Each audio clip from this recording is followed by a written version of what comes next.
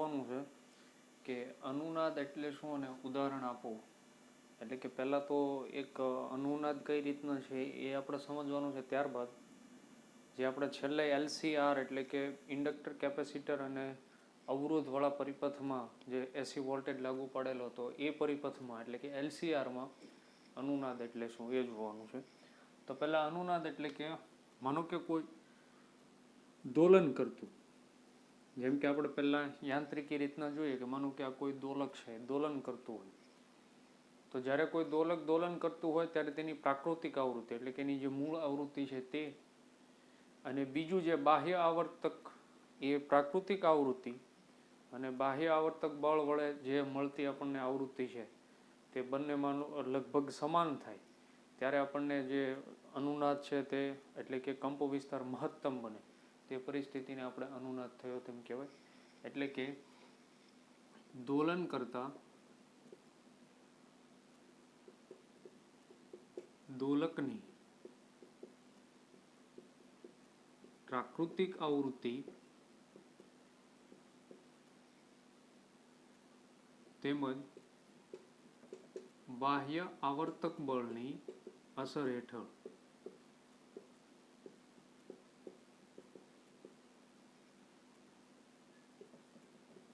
દોલન કરતા દોલકની આવૃત્તિ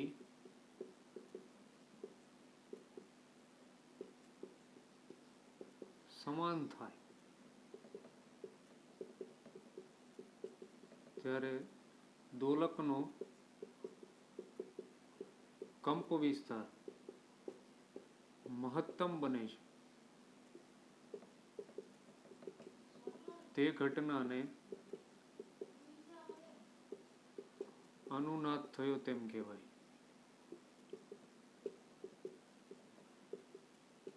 અને જો અનુનાદની ઘટનાનું આપણે જો એક ઉદાહરણ લઈએ તો કે જ્યારે કોઈ એક વ્યક્તિ છે કોઈ હિંચકા ઉપર એ રીતના ઝોલા ખાતું હોય નિયમિત રીતના, એટલે કે હિંચકા ઉપર ઝૂલતું હોય, તો એ હિંચકાની જે પ્રાકૃતિક આવૃત્તિ છે તે અને હિંચકા સાથે બાંધેલી જે દોરી છે એ દોરીની આવૃત્તિ એટલે કે બંનેની સરખી હોય એટલે સમાન થાય એટલે કે અનુનાદ થયો. અને એ સમાન થતી હોય સતત તો હિંચકો છે એ ક્યારે એટલે કે કોઈ સ્થિર થવાનું નથી, સતત એ રીતના ઝોલા ખાતો રહેવાનો. પરંતુ જ્યારે એ દોરી ખેંચવાનું બંધ કરી દેવામાં આવે તો એટલે કે જે બાહ્ય આવૃત્તિ છે આપણે જેમ અહીંયા બાહ્ય પ્રાકૃતિક બાહ્ય અસર જે બાહ્ય આવર્તક બળની અસર લીધી એ અસર જો બંધ કરી દેવામાં આવે તો હિંચકો છે એ સ્થિર થઈ જાય. એટલે કે એ ઉદાહરણમાં આપણે લઈ શકીએ કે હિંચકા પર ઝોકા ખાતું બાળકની પ્રાકૃતિક આવૃત્તિ તેમજ બાહ્ય દોરી વડે હિંચકો ખેંચતા હોય તેની આવૃત્તિ સમાન થતી હોય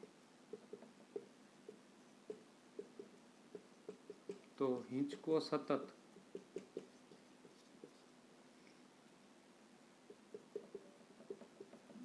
ઝોકા ખાતો રહે છે. આ એક અનુનાદનું ઉદાહરણ થયું. આ એક અનુનાદ આપણે જે જોયો એ આવૃત્તિની રીતથી જોયો. હવે એ જે જોવાનું છે આપણે અનુનાદ તે LCR જે શ્રેણી પરિપથ છે તેમાં અનુનાદ એટલે શું એના વિશે આપણે જોવાનું. તેના ઉપયોગ સમજાવી અથવા તેના ઉપયોગ સમજાવો. હવે આપણે LCR શ્રેણી પરિપથમાં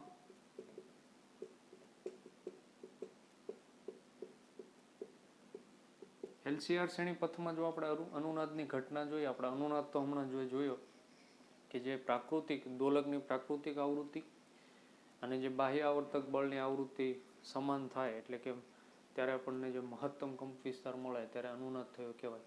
તો LCR શ્રેણી પરિપથમાં જેમ ઇન્ડક્ટર, કેપેસિટર અને અવરોધ હોય તેની વચ્ચે જે પ્રવાહ સતત એ આપણે જેમ જોયું V = Vm sin ωt, જો બાહ્ય આવર્તક એટલે કે એસી વોલ્ટેજ લાગુ પડેલો હોય તો V = Vm sin ωt જ્યારે પ્રવાહ I is equal to IM sine omega T plus theta. તો એ રીતના LCR શ્રેણી પરિપથમાં આપણે હમણાં આગળના પીરિયડમાં જોયું તેમ પ્રવાહનો મહત્તમ કંપ વિસ્તાર IM is equal to VM by Z. જે VM છે VM અપોન ઝેડ એટલે કે R square plus XC minus XL square is equal to IM, જ્યાં IM એ પ્રવાહનો મહત્તમ કંપ વિસ્તાર છે. જ્યાં આપણે XC ની વાત કરીએ 1 અપોન ઓમેગા C, જ્યારે XL is equal two omega L. અને પ્રાકૃતિક આવૃત્તિ આપણે જો ઓમેગા 0 એટલે કે લઈએ તો XC is equal two 1 upon omega 0 C, XL is equal two omega 0 L. હવે જ્યારે LCR પરિપથમાં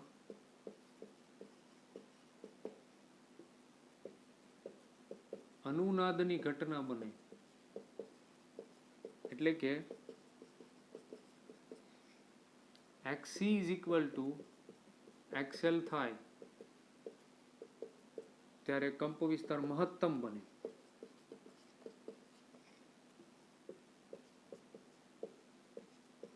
અને અનુનાદ થયો તેમ કહેવાય.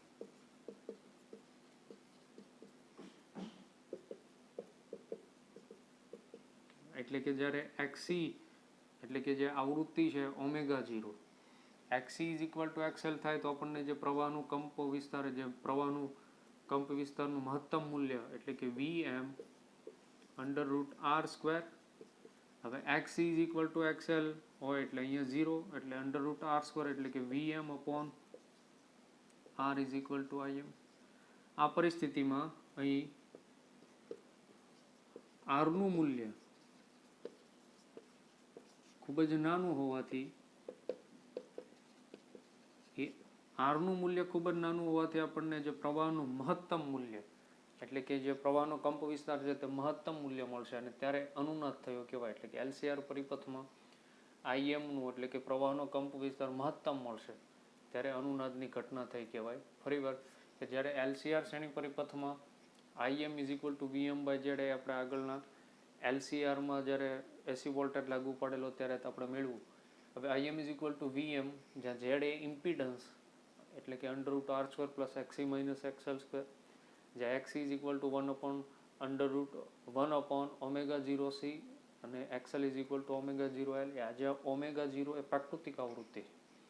હવે જ્યારે LCR શ્રેણી પરિપથમાં અનુનાદની ઘટના બને એટલે કે XC is equal to XL થયા ત્યારે કંપ વિસ્તાર મહત્તમ બને અને અનુનાદની ઘટના થઈ તેમ કહેવાય. એટલે કે IM is equal to VM under root R square plus XC minus XL એટલે બંને સરખા હોવાથી XC is equal to XL. એટલે કે ત્યારે આપણને IM is equal to VM by R. અહીં R નું મૂલ્ય ખૂબ જ નાનું હોવાથી આપણને જે પ્રવાહનો કંપ વિસ્તારનું મૂલ્ય મહત્તમ મળશે એટલે કે અનુનાદની ઘટના થઈ તેમ કહેવાય. હવે એ અનુનાદની ઘટના બની જ્યારે કંપ વિસ્તાર મહત્તમ થવાની ઘટના છે આપણે આલે.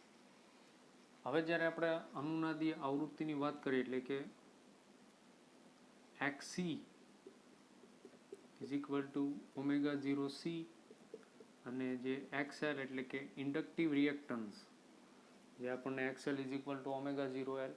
હવે જ્યારે અનુનાદની ઘટના બનશે ત્યારે XC is equal to XL, એનો અર્થ થાય કે 1 upon omega 0 C is equal two omega 0 L એટલે કે 1 upon omega 0 square is equal two LC.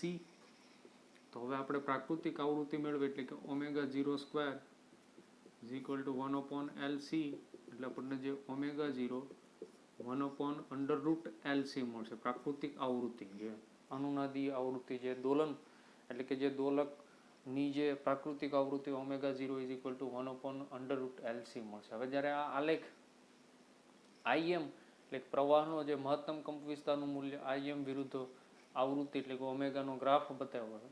હવે જ્યારે આપણને મહત્તમ એટલે કે જ્યારે અનુનાદની ઘટના બનશે ત્યારે આલેખ આપણને અહીંયા તીક્ષ્ણ વક્ર દ્વારા દર્શાવ્યો એટલે કે અહીંયા એક ઉપર આપણને અહીંયા અનુનાદની ઘટના જોવા મળશે ત્યારે જે વક્ર છે તે તીક્ષ્ણ ધાર વડે બતાવેલો છે એટલે અહીંયા મહત્તમ થશે અને IM નું મૂલ્ય જ્યારે મહત્તમ એટલે પ્રવાહના કંપ વિસ્તારનું મૂલ્ય મહત્તમ થાય ત્યારે અનુનાદની ઘટના બનશે.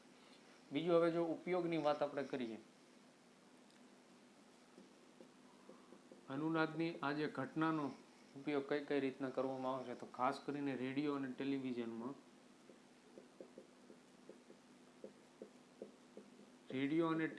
ટેલિવિઝનમાં જેમ કે આપણે જોયું છે રેડિયોના જે એન્ટેના આવે રેડિયોના ટીવીના, તો એન્ટેનાનું કામ જ એ છે કે જે આપણે કોઈ રેડિયોને જ્યારે કોઈ એક નિશ્ચિત સ્ટેશન પર આપણે ટ્યુન કરીએ છીએ, એનો અર્થ શું કે આપણે માનો કે 91.9 જે મેગાહર્ટ્ઝ જે ફ્રીક્વન્સી એટલે કે આવૃત્તિ, અનુનાદી આવૃત્તિ ને અનુસાર આપણે જ્યારે સેટ કરીએ છીએ, ત્યારે જે બ્રોડકાસ્ટિંગ સ્ટેશનોમાંથી જે એ આવૃત્તિનું મૂલ્ય છે એટલે કે બંને વચ્ચે અનુનાદ થવાની ઘટના, ને અનુનાદ થવાની ઘટનાને કારણે એનું પ્રસારણ આપણને સાંભળવા મળે.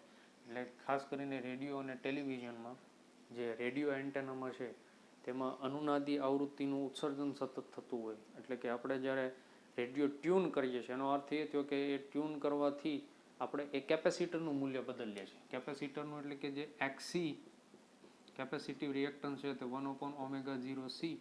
અહીંયા કેપેસિટર એટલે કે Cનું મૂલ્ય સતત બદલવાનું છે, કેપેસિટન્સનું મૂલ્ય સતત બદલવામાં આવે અને કોઈ એક મૂલ્ય XC = XL થઈ જતા આપણને અનુનાદની ઘટના જોવા મળે.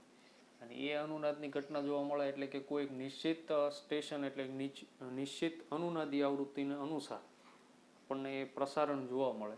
એટલે કે રેડિયો અને ટેલિવિઝનમાં ખાસ કરીને જોવા મળે. અને બીજું કે અહીંયા જે XC = XL થવાને લીધે આપણે જાણીએ છીએ કે કેપેસિટિવ અને ઇન્ડક્ટર છે તે આપણે કાળા તફાવત ફેઝર ડાયાગ્રામમાં જોયું તો π/2 જેટલો આગળ, કેપેસિટરમાં π/2 જેટલો પાછળ. એટલે બંને સમાન મૂલ્યના અને વિરુદ્ધ દિશામાં હોવાથી એકબીજાની જે વોલ્ટેજની અસર છે તે એકબીજાની નાબૂદ કરે. એટલે કે ખાસ કરીને રેડિયો અને ટેલિવિઝનમાં અનુનાદી આવૃત્તિ એટલે કે અનુનાદનો એમાં ઉપયોગ થાય છે અને એના કારણે અનુનાદની ઘટનાને કારણે આપણે પ્રસારણ છે કોઈ પણ રેડિયો કે ટેલિવિઝન પરનું એ આપણે જોઈ અથવા તો સાંભળી શકીએ. તો આ વાત થઈ LCRમાં અનુનાદની જે ઘટના છે તે. હવે એ જે LCRમાં જે અનુનાદની ઘટના બને છે તેમાં બેન્ડવિથમાં જે ક્યુ ફેક્ટર છે તે અને અનુનાદની તીક્ષ્ણતા એની વિશે વાત કરીએ. તીક્ષ્ણતા એટલે કે જેમ હમણાં આપણે જોયું કે પ્રવાહનો જે મહત્તમ કંપવિસ્તારનું મૂલ્ય છે તે Vm/z એટલે કે Vm √r² + XC - XL². હવે જ્યારે અનુનાદની ઘટના બને છે એટલે કે જ્યારે અનુનાદની ઘટના બને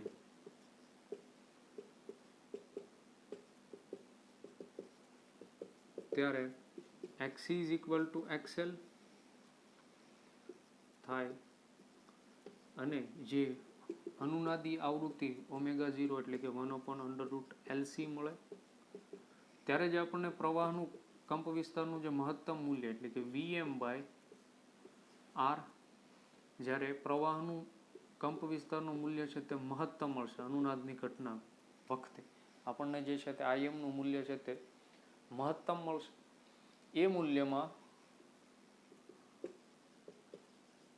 આ મૂલ્યમાં જે પ્રવાહના કંપવિસ્તારનું મૂલ્ય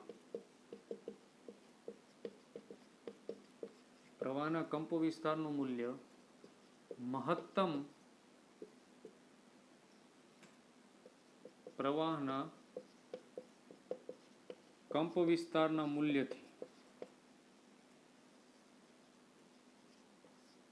માં ભાગનું થાય છે. એટલે કે જે પ્રવાહનું મહત્તમ મૂલ્ય I એ કંપવિસ્તારના મહત્તમના મૂલ્યથી √2 જેટલું ભાગનું થાય ત્યારે પાવરનું મૂલ્ય અડધું થઈ જશે. એટલે કે જે વપરાતા પાવરનું મૂલ્ય છે તે અડધું થાય ત્યારે આવૃત્તિ 2 મળે છે. અને એ જો આપણે ω1 અને ω2 લઈએ, જે અનુનાદીય આવૃત્તિ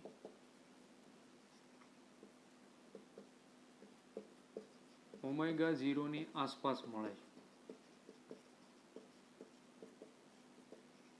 અને જે ઓમેગા 1 અને ઓમેગા 2 લઈએ તો ઓમેગા 1 નું મૂલ્ય ઓમેગા 0 પ્લસ ડેલ ઓમેગા, જ્યારે omega 2 is equal two omega 0 minus del omega, જ્યાં ઓમેગા 0 એ પ્રાકૃતિક આવૃત્તિ છે. એટલે કે ઓમેગા 1 માઇનસ ઓમેગા 2 લઈએ તો omega 0 plus del omega minus omega 0 plus del omega, તો કેન્સલ, એટલે કે 2 del omega, omega 1 minus omega 2 એટલે કે ઓમેગા 0 અપોન 2 ડેલ ઓમેગા, જે અનુનાદની તીક્ષ્ણતા, અનુનાદની તીક્ષ્ણતા એટલે કે એને બેન્ડ વિથ અનુનાદની તીક્ષ્ણતા અથવા તો એને બેન્ડ વિથ પણ કહેવામાં આવે છે, જે આપણે વાત કરી તે. ફરીવાર, અનુનાદની તીક્ષ્ણતા એટલે કે જે પ્રવાહનું કંપ વિસ્તારનું મહત્તમ મૂલ્ય Im is equal to Vm by Z છે, ઝેડ ઇમ્પિડન્સ એટલે કે √r² plus XC minus XL². જ્યારે અનુનાદની ઘટના બને છે ત્યારે XC is equal to XL, ત્યારે અનુનાદ થાય, અને જે પ્રાકૃતિક આવૃત્તિનું મૂલ્ય omega 0 is equal two 1/√LC મળે, એ હમણાં આપણે જોયું. તો હવે જ્યારે XC is equal to XL થાય એટલે કે Im is equal to Vm by R. આ મૂલ્યમાં પ્રવાહના કંપ વિસ્તારનું મૂલ્ય મહત્તમ પ્રવાહના કંપ વિસ્તારના મૂલ્યથી વર્ગમૂળમાં 2 માં ભાગનું થાય, એટલે કે I is equal to Im by √2, ત્યારે પાવરનું મૂલ્ય અડધું થઈ જાય. ત્યારે આપણને અડધું પાવરનું મૂલ્ય થાય ત્યારે આપણને 2 આવૃત્તિ મળે, એટલે કે ઓમેગા 1 અને ઓમેગા 2, જે અનુનાદી આવૃત્તિ ઓમેગા 0 ની આસપાસ મળે છે, જ્યાં ઓમેગા 1 નું મૂલ્ય ઓમેગા 0 પ્લસ ડેલ ઓમેગા, જ્યારે ઓમેગા 2 નું મૂલ્ય ઓમેગા 0 માઇનસ ડેલ ઓમેગા, એટલે ઓમેગા 1 માઇનસ ઓમેગા 2 આપણને 2 ડેલ ઓમેગા મળશે, એટલે કે ઓમેગા 0 અપોન 2 ડેલ ઓમેગાને અનુનાદની તીક્ષ્ણતા અથવા તો એને બેન્ડ વિથ કહે છે. તો આ વાત છે અનુનાદની તીક્ષ્ણતા. હવે આપણે આગળના પીરિયડમાં જે બેન્ડવિથ ફેક્ટર Q છે એ Q નું મૂલ્ય આપણે મેળવીશું.